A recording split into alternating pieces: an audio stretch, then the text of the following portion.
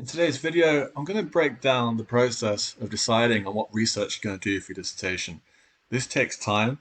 I'm going for a timeline of how that looks. So let's say you have your first meeting with your supervisor. You're going to have a quick chat. It's going to be very informal. You're just getting to know each other at this stage. And the supervisor may give you some resources, such as a few papers to read. Come back in a few days, let's have another chat. You come back, you've read the papers, you're quite confident about what you'd like to do. The lecturer will have a little debate about that. They'll say, well, okay, have you really thought about this? Have you thought about X, Y, and Z?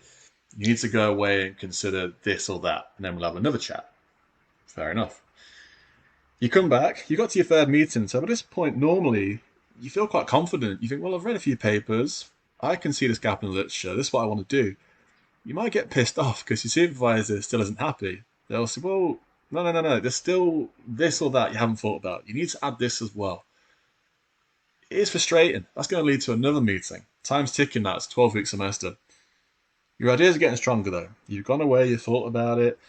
Your lecturer's getting happy, saying, well, okay, so a few little tweaks, but we're nearly there. Then you get to another meeting. Supervisor's happy, and finally, you can go ahead and start doing your lit review. In certain areas, you can do in more detail now because the supervisor's happy.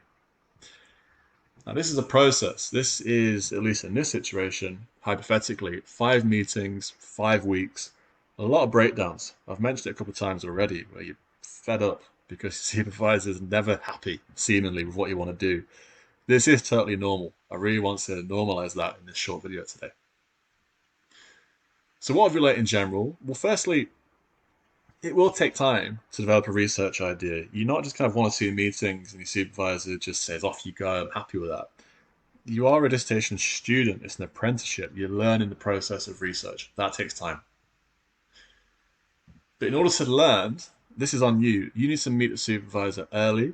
So the first week, you need to be knocking doors, asking questions, trying to get stuff in motion.